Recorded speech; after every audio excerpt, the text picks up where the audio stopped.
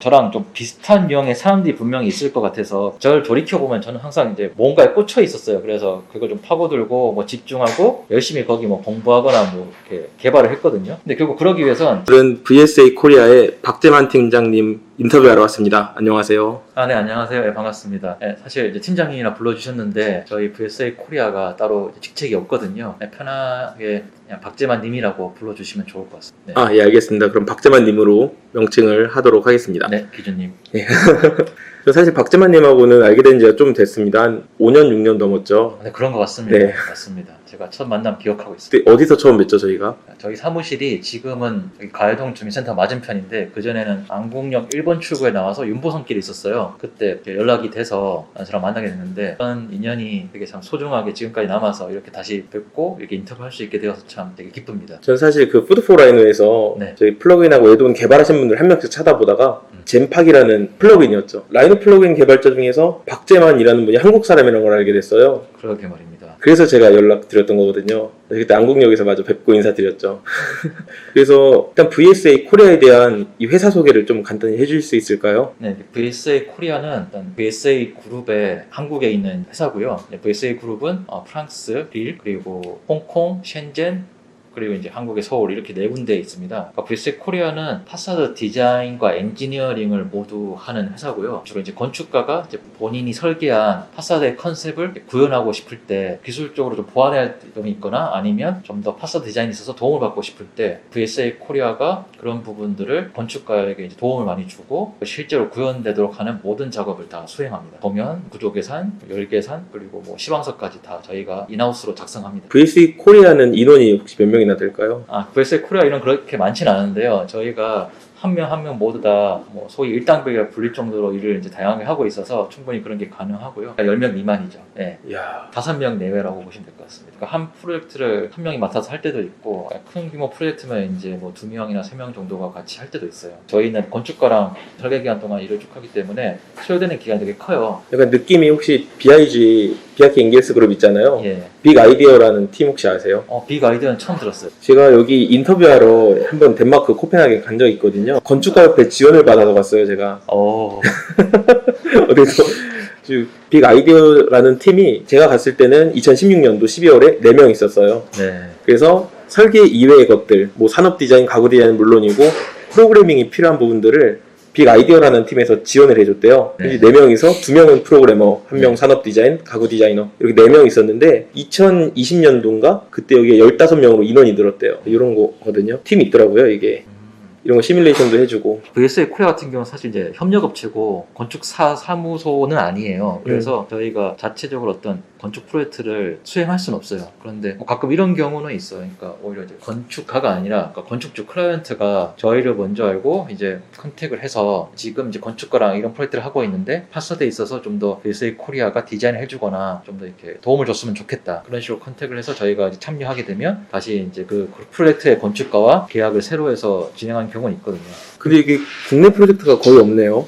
지금 보시면 이 VSA 그룹이란 것이 릴, 홍콩, 셴젠, 서울 오피스를 다 모아놨기 때문에 홈페이지 자체가 홍콩에서 만든 거라서 기본 언어가 영어예요. 저희가 한 프로젝트를 좀 보시면 기억에 남는 것만 좀. 기억이 다 남기 때문에 짧게 설명드리겠습니다. 이건 이제 트리플 스트리트라고 해서 송도에 있는 이제 대형 쇼핑몰 복합단지입니다. 원래 제가 알기로도 이제 히림에서 이걸 설계를 하고 있었고 매스 스터디스에서 또 설계를 결국 참여했어요. 그런데 그 중에서 매스 스터디스에서 아주 큰 문이 열리길 바랬거든요. 다른 표현을 하면 이제 엄청나게 큰 벽이 열리는 거죠. 그래서 그 부분을 어떻게 할지 고민하다가 이제 저희와 함께 설계를 진행했는데 이게 좀 법적으로 문이 열린다는 것은 그 부분에 사람들이 주로 통행하는 곳이 되기 때문에 이게 문으로 인식하게 되면 그 안에 이제 방풍실이라든지 다른 또 공간이 생겨야 돼요. 그래서 저는 이걸 그냥 벽으로 인식을 했고 벽 수준의 단열 성능을 할 수 있대 가끔씩 열리는 벽이다. 그렇게 저희가 법적으로 해석을 했어요. 그리고 이게 사실 가로가 70m 정도 될 건데 이런 크게 열리는 벽을 일반적인 이제 창호나 문업체에서는 할 수가 없고요. 수소문 끝에 저희가 컨택한 곳이 비행기 대형 경납고 그런 걸 이제 설계하는 그런 전문 업체들한테 문의를 했더니 그분들에게는 오히려 이런 게 크게 부담스럽지 않은 프로젝트였던 거죠. 그래서 그분들과 협의하면서 저희는 이제 구조 설계랑 그런 디자인들을 다 했어요.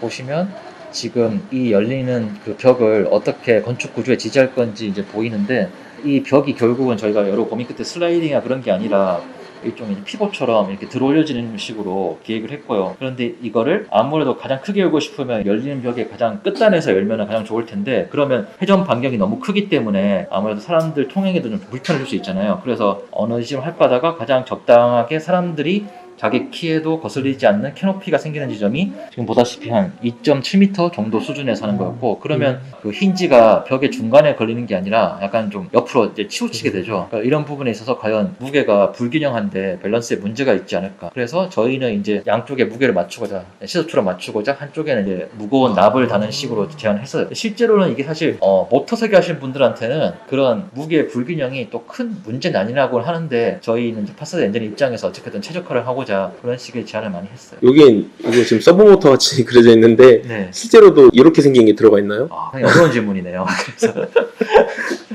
실제로 그렇게 생기지 않았겠지만, 이게 그러니까 큰 벽이 동시에 이제 한 번에 열리는 거거든요. 그래서 이런 모터가 여러 군데 있고, 이제 여러 군데 힌지에서 이제 동시에 제어되는 그런 기술이 중요한 거고, 그런 거 아무래도 이런 걸 전문을 하시는 분들이 다 그런 거 엔지니어링 하시고, 저희는 어찌 보면 이제 이게 어떻게 돌아가고 각각의 그 문이 돌아갈 때 그 궤도 같은 게 보시면 약간 4분의 1 원형의 그런 레일형으로 돼 있어요. 그러니까 이런 부분들은 실제 시공할 때 다 모든 게 반영이 됐어요. 네. 이거 스케치는 직접 하신 거예요? 지금 스케치는 저희 모두 다 하는데, 이런 스타일의 스케치는 저희 창립자이자 디렉터인 로버테안 반산텐 디렉터님이 하신 거고, 이 프로젝트 같은 경우는 그분이 프로젝트 내용을 듣고 이렇게 갑자기 술술술술 그냥 이렇게 그리시면서 이렇게 하면 될 거야 하면서 이제 어떻게 보면 순식간에 뭔가 만들어진 스케치. VSA 그룹에 있는 분들은 대부분 건축학과인가요? 네, 저희가 파사드 엔지니어링이자 컨설턴트 사무소로서 좀 특이점이, 그 다른 분들이 생각하기에는 아마 건축공학을 전공했거나 뭐 건축구조를 많이 했던 분들이 뭐였을까 생각하는데, 저희 사무실을 구성하는 사람들의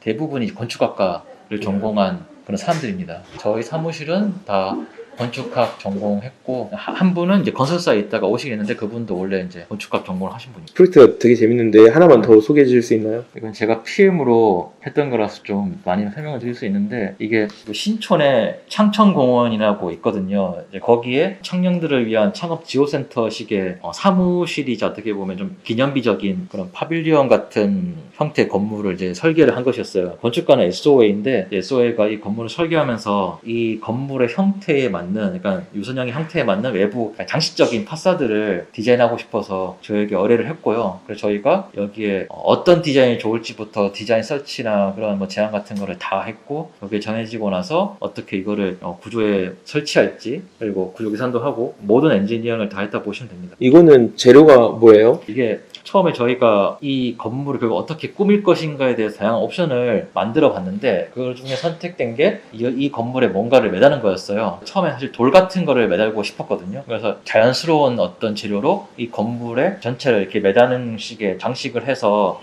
질감을 주고 싶었는데, 이게 실제로 재료를 찾다 보니까 돌은 매달기가 쉽지 않더라고요. 약간. 그래서 결국 돌이란 게 어떤 둥그런 원형의 형태가 반복적으로 많이 나오는 걸 찾다 보니까, 그 알루미늄 시트를 이렇게 좀 특이하게 이렇게 재단해서 그걸 두 개를 교체해서 끼운 거예요. 여기 좀 보일지 모르겠는데, 이게 잘 보시면 일단 건축 전체에 이런 스틸 그 강봉이 다 설치되어 있고, 그 각각의 지점마다 원이 4개가 보여요. 그 원 4개가 보이는 이유가, 원이 2개 아령처럼 이렇게 그려지도록 알루미늄 시트를 재단한 다음에 그 2개를 교체해서 끼운 거예요. 그래서 한 지점에 총 원이 4개가 보이거든요. 그렇게 해서 나비라고 부르는 사람도 있고 뭐 선글라스라고 부르는 사람도 있는데, 결과적으로 뭔가 건축물 전체가 간단한 시스템으로 더 빼곡하게 덮이는 효과를 만들 수 있었죠. 이렇게 되게 많은 개체들이 이렇게 붙어 있는 경우에는 각도 같은 게 실제 도면이랑 똑같이, 이건 좀 랜덤인가요? 아니면? 이걸 할 때 일단 저희가 이게 개수나 그런 것들을 다 그래스하퍼로 먼저 설계를 했어요. 어느 지점에 패널이 부착되어 있지, 그런 거를 다 그래스하퍼로 설계를 해놓고, 나중에 도면을 납품할 때 전개도도 다 그래스하퍼로 추출을 하고, 치수 같은 것도 다 그래스하퍼에서 디멘션 이제 치수를 매겨서 도면을 다 했어요. 그리고 더불어서 이런 이제 그 스크린이 이제 설치되는 지점들도 다 표시를 해서 좌표도 다 뽑았거든요. 실제로는 그게 참고자는 된 것 같은데 실제 시공할 때 가보니까 그렇게 하시지는 않더라고요. 그런데 그냥 이제 이걸 참고자를 보면서 그냥 위에서부터 어느 정도 이제 칠할 수 있게끔 약간 좀 수작업처럼 디자인마다 설치를 하시는데 일단 저희는 서로 간섭이 안 되는 게 제일 중요했으니까 그런 것들을 많이 설명을 드렸고 좀 재밌었던 점은 이게 랜덤으로 각도가 정해지는 거라서 정말 말 그대로 마음대로 붙이면 되거든요. 그런데 그분들이 이제 이런 패널들을 설치하다 보니까 의도한 거 마냥 패턴이 생긴 거예요. 그래서 너무 의도적으로 뭐가 이렇게 빗살무늬처럼 생겨서 이러지 말고 다시 풀어서 최대한 자연스럽게 보이게 해달라고 말씀드렸던 적이 있어요. 박재만님은 보통 라이노 많이 쓰시죠? 네, 저는 라이노와 그래서퍼를 많이 쓰고요. 저는 이제 라이노 4 때부터 썼거든요. 그때부터 이제 그래서퍼를 알게 돼서 쓰고 있고, 사실 그러니까 제가 툴을 생각보다 많이 다양하게 다루지는 않습니다. 그래서퍼의 플러그인 같은 경우는 뭐 디바나 레이디버그, 카람바 구조에서 한 것까지도 하고 있는데, 그 외에 어떤 모델링 플러그인 사실 제가 많이 안 써요. 제가 혼자서 스스로 해보는 걸 좋아해서 그런 거를 많이 안 쓰고. 그러면 요 VSA가 어떤 회사인지는 잘 알겠고요. 네. 뭐 어쩌다가 VSA 코리아에 입사하게 되셨는지 그 계기를 좀 듣고 싶습니다. VSA 코리아가 저한테 두 번째 직장이거든요. 저는 그 첫 직장에서 약간 좀 특이한 팀이 있었어요. 그 디지털 디자인 리서치 팀이라 그래서 여러 부서에서 한 디자인을 저희가 최적화해 주거나 아니면 저희가 좀 디지털 디자인적으로 제안하거나 그런 거를 지원하는 부서였거든요. 거기서 근무하다가 퇴사한 다음에 좀 더 웹피나 파사드에 특화된 설계 사무소를 취업하고 싶어서 이제 구직 활동을 했어요. 뭐 말씀드리자면 이제 UN 스튜디오 중국 사무소에도 지원을 했었는데 인터뷰 오라고 말까지는 들었거든요, 메일로. 근데 제가 개인 사정으로 가진 못했어요. 그러다가 계속 구직 활동하고 있는데 제 동기 중에 이제 이주환 소장님이라고 지금 피그 건축 대표세요. 그분이 저한테 카톡을 하나 보냈어요. 강연 포스터인데 한양대에서 VSA 그룹이라는 파사드 컨설턴트의 강연이 있다고, 네가 관심 있는 분야지 않냐, 한번 가봐라. 그래서 한번 가봤어요.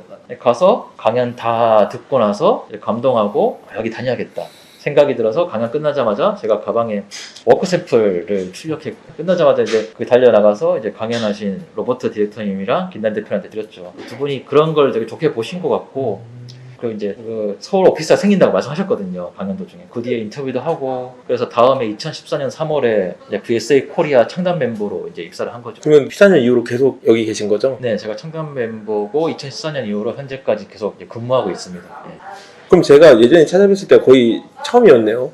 그때가 완전 초창기였고요. 맞습니다. 그때는 지금보다 사람도 훨씬 적었고요. 너무 신기한 것 같아요. 네. 사실 제가 평소에 좀 구직 활동도 하는 겸 해서 그런 인터넷에 뭐 올리는 활동 많이 했었거든요. 그런데 운 좋게도 그런 걸 보시고 연락하신 분들이 몇 분 있었어요. 특히 이제 한기준님 같은 경우도 플러그를 보셨다고 그랬는데 전 사실 기뻤죠. 이게 과연 누가 쓸까? 그런 생각이 들었거든요. 이제 열심히 만들긴 했는데, 제가 열심히 하는 분야에서 뭔가 열심히 하는 게 있는데 그걸 필요로 하는 사람들이 있구나, 그런 걸 좀 느끼게 돼서 좀 무척 기뻤습니다. 그러면 이게 이제 박재만님께서 만드신 젠팍이라는 플러그인이거든요. 네. 마치 스케치업에서 모델링 하듯이 뭐 푸시라는 그런 기능도 있고 그렇게 모델링하는 툴이라고 알고 있는데, 네. 이거는 또 어떤 계기로 만들게 되셨나요? 우선 제가 이 플러그인을 만든다는 생각은 정말 꿈에도 못 꿨던 건데, 그래서퍼를 쓰긴 쓰지만 라이노에서 어떤 명령어를 제가 만들고 싶은 거예요. 왜냐하면 사실 그래서퍼로는 여러 가지 뭐 커브를 선택해서 옵셋 할 수 있지만 라이노에서는 덩치에 선택하는 게 안 되고 일일이 해야 되잖아요. 그러다 보니 매크로 하는 게 있다는 것도 알게 됐고, 라이노 RVB라는 언어가 있다는 알게 됐어요. 그래서 정말 맨땅에 해당하시 그냥 하나씩 만들어 봤어요. 그냥 이것도 취미였어요, 어떻게 보면. 그러다 보니까 몇 개 명령어가 모이고, 지금은 이제 제 아내 분이 저랑 이제 같은 회사에 다녔는데 그분이 스케치업을 쓰다가 라이너를 가끔 쓰는데 너무 불편한 거예요. 스케치업은 아시다시피 어떤 선을 그려서 닫힌 선이 되면 면이 곧바로 생기고, 어떤 면에다가 도형을 그려서 그거를 이제 분할시켜서 또 푸시앤플로 밀고 당길 수 있잖아요. 그래서 이렇게 라이노에서 쓸 수 있으면 좋겠다. 그래서 그것도 재밌을 것 같아서 한번 이제 만들어 볼까 해서 만든 거죠. 이런 걸 만들어 놓고 나니까 RVB 파일이라는 그런 이제 파일로만 이게 존재하는데, 나중에 알고 보니까 이 파일을 묶어서 플러그인처럼 제가 이제 퍼블리시를 할 수 있다는 걸 알았어요. 그러면 또 아이콘이 필요하잖아요. 그래서 아이콘도 사실은 그림판에서 만든 거예요. 그림판에서 도트를 찍어가면서 아이콘을 만들고, 이렇게 제가 이걸 4번인가 5번 정도 업데이트를 했는데, 결국 제가 하면서 필요한 기능들이 모이고 모여서 스케치업 기능뿐 아니라 레이어 관리 기능, 그리고 뭐 여러 가지 개체를 선택할 때 좀 편하게 선택해주는 기능들, 다양한 것들이 모여서 약간 종합 패키지처럼 젠파크란 플러그인을 만들게 된 거죠. 이게 라이노 4버전부터 쓰셨다고 하니까 네. 예전에 만들어졌잖아요. 네. 근데 보면 V6 버전으로 다른 사람 이름이 있는데 이건 어떻게 된 건가요? 네, 제가 라이노 4 때부터 이걸 만들고 라이노 4에서 만든 거 5에 쓰게 하려면 컨버전이 필요한데 그게 무리 없이 잘 됐어요. 그래서 저도 5를 주로 썼기 때문에 이제 업데이트 해놓고 입고 있다가 라이노 6가 나왔는데 저도 그런 생각을 했죠. 아, 이걸 6용으로도 업데이트를 해야 되나? 6에서 이제 이게 사용이 안 된다는 거예요, 사람들이. 그런 메일을 몇 개 받았거든요. 그럴 때도 아, 미안한데 내가 너무 시간이 없어서 내가 개발을 못 하겠다. 그리고 내가 가지고 있던 그런 스크립트 소스 다 공개할 테니까 만들 사람 만들어라. 그리고 올려놨어요. 그러다가 한참 뒤에 메일을 받았는데 그 중국에서 쉐이퍼 3D라는 웹사이트를 운영하시는 안이라는 분이래요. 자기가 라이노로 가지고 교육 사업도 하고 여러 가지 하는데 너의 툴이 너무 좋다. 근데 6로 지원이 안 되니까 내가 대신 컨버전 하겠다. 괜찮니? 라고 물어보신 거예요. 그래서 뭐 너무 좋다. 나도 푸드프라에 올릴 테니까 대신 이제 안세라님의 크레딧을 내가 이렇게 적어놓겠다. 괜찮니? 해서 서로 윈윈한 거죠. 그래서 이제 6용으로도 이렇게 업데이트가 된 거죠. 저는 제가 그래서퍼도 열심히 했고 이렇게 어떻게 보면 비주얼 프로그래밍 랭귀지에 입문해서 지금까지 쓰고 있는데 다른 분들과 저의 큰 차이점이 저는 그런 C샵이나 그런 스크립트 랭귀지를 전혀 모릅니다. 어떻게 보면 그래서퍼가 초기에 추구했던 프로그래밍 랭귀지를 몰라도 네가 이렇게 간단한 컴포넌트 연결해서 스크립팅을 할 수 있다. 거기에 정말 최적화된 사람이 저예요. 사실 라이노 비주얼 베이직도 쉬운 편이기 때문에 예제도 많고 쉽게 설명이 돼 있어서 접근을 했던 거죠. 물론 지금 파이썬이 더 쉬울 수는 있는데 저는 사실 소프트웨어 개발이 그쪽까지 생각은 없기 때문에 파이썬을 굳이 이제 배우진 않았고 제가 초기에 그래서퍼를 배울 때는 만약에 그때 제가 디지트를 알았다면 디지트에서 많이 배웠겠지만 저는 약간 그런 걸 모르고 이제 해외 프롬에서 막 주로 배우고 독학을 했거든요. 그때는 그래서퍼 3D 프롬이 지금보다 너무 친절했어요. 사람들이 어떻게든 질문하면 다들 답변해주고 너 스크립팅 이런 거 처음이지? 우리가 도와줄게 다 답변해줬거든요. 저는 사실 이런 그래서퍼라는 게 더 상급자로 가기 위한 관문이 될 수도 있지만 실은 그것보단 좀 모델링도 잘하는데 이렇게 스크립팅에 입문하고 싶은 사람들에게 최적화된 툴이라고 생각하기 때문에 그런 마음에서 약간 옛날이 그립기도 하지만 지금처럼 뭐 이렇게 다양하게 쓰는 것도 좋은 것 같고 저는 좀 제가 쓰는 대로 쓰고 있는 것 같아요. 그 말 그대로 툴로서 진짜 잘 쓰시는 분이라고 저는 생각을 하거든요. 감사합니다. 그 전공이 건축학인가요? 저는 이제 5년제 건축학 전공을 학부를 졸업하고 대학원 2년 더 다니고 그리고 나서 회사에 이제 입사를 했죠. 이렇게 라이노랑 그래서퍼를 접한 게 첫 회사에 입사하고 나서였거든요. 그 전까지는 전혀 관심이 없었다고 보시면 되고 제가 잘하는 부분은 오히려 스케치업을 전 되게 열심히 많이 했어요. 제가 스케치업을 너무 잘하고 또 좋아했어서 스케치업으로 천공해성 라퓨터도 만들어보고 여러 가지 막 별걸 다 만들어봤었어요. 지금 하나도 못해요. 근데 입사하고 나서 저를 뽑았던 팀장이 미국인이었는데 그 사람이 만든 팀에 제가 들어간 거죠. 회사에서. 그래서 이제 제가 만든 포트폴리오 보고 약간 3D를 하니까 Can you do Rhino라고 물어봤어요. 저는 영어를 잘 못했는데 I'm very good at SketchUp 이랬거든요.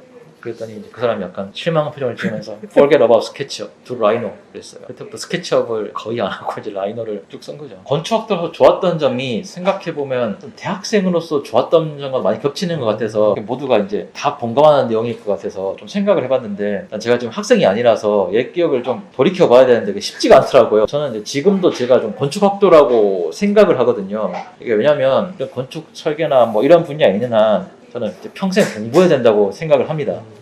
공부를 평생 해야 돼요. 그래서 이 분야는 따로 뭔가 공부에 정착점도 없고 그래가지고 이렇게 평생 뭔가 공부를 해야 되고 배울 게 많다는 점이 저는 건축학도로서 가장 좋다고 생각합니다.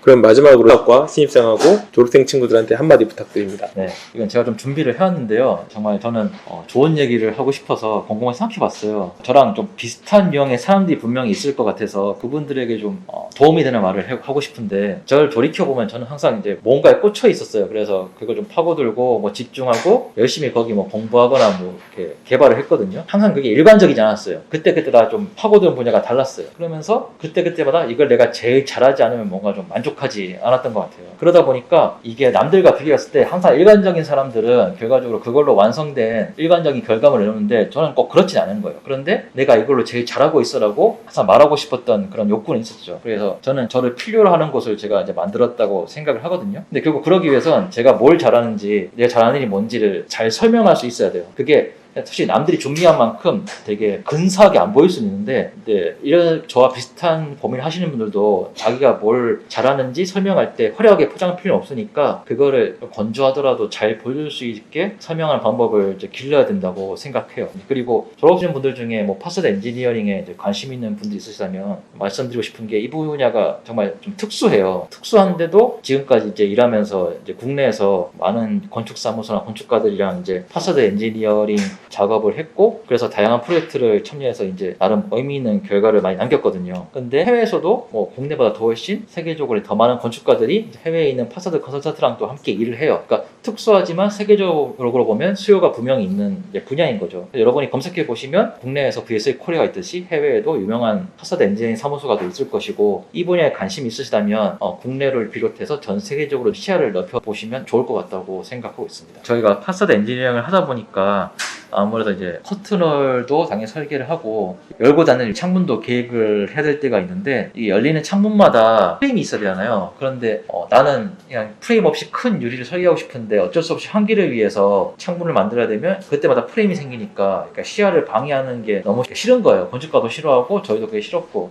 그러던 차에 로버트한 디렉터님이 아이디어를 낸 거죠. 큰 유리에다가 구멍을 뚫어가지고 그 구멍을 닫거나 여는 마개를 만드는 거예요. 그게 지금의 환기창 유블러거든요. 그래가지고 저희 아이디어는 이제 큰 유리에 환기 구멍인 유블러를 여러 개 설치하면 시야도 시야대로 확보하고 환기 성능도 만족하는 거라서 사용자 입장에서도 큰 만족감을 이제 얻을 수 있다는 거죠. 이렇게 유블러를 점차 개발하다 보니까 이제 형제 회사로 이제 분할을 해가지고 저희 VSA 코리아가 엔지니어링을 지원하고 있고, 저 같은 경우는 이제 지원하는 분야가 구조계산인데, 유블러가 설치되는 유리는 이제 구멍이 나 있거든요. 최적화된 두께를 가진 복층 유리를 계산할 수 있는 툴을 만들어서 제가 계산하고 있습니다. 이제 이게 간단히 말씀드리면 타공된 복층 유리에 이런 고정 프레임을 놓고 필터도 있고요. 거기다가 이런 본체랑 덮개를 열거나 닫을 수 있는 그런 시스템인 거죠. 그래서 돌려서 넣었다 뺐다 해가지고 이게 큰 통창에 이런 환기 구멍이 생기는 거기 때문에 이거를 외부의 디자인 요소로도 활용할 수 있고, 내부에서 인테리어적인 요소로 덮개 재질을 바꿔서 또 활용도 할 수 있습니다. 그렇습니다. 이거 이제 완공이 다 끝난 건물에도 추가로 설치할 수 있는 건가요? 네, 완공이 다 끝난 건물 같은 경우에 그러니까 유리를 교체를 해야 돼요. 그러니까 유리는 이제 구멍을 내고 나서 이제 강화를 한번 하거든요. 기존 설치된 유리들은 한번 이제 강화가 돼 있는데, 그런 유리에 이제 재단을 하게 되면 유리가 그만큼 강화된 성능보다 더 센 힘을 내야 돼서 그러다 깨져버려요. 그래서 강화가 되어 있지 않은 일반 유리에 재단을 하고 그 다음에 이제 강화 처리를 해야 돼서 유리는 교체를 해야 됩니다. 유블러에 대한 소개까지 잘 들었고요. 네. 이게 이제 VSA 코리아의 형제 회사인 셈이죠. 맞습니다. 오늘 이렇게 인터뷰 감사드리고 다음에 또 기회가 되면 인사드리도록 하겠습니다. 네, 감사합니다. 감사합니다.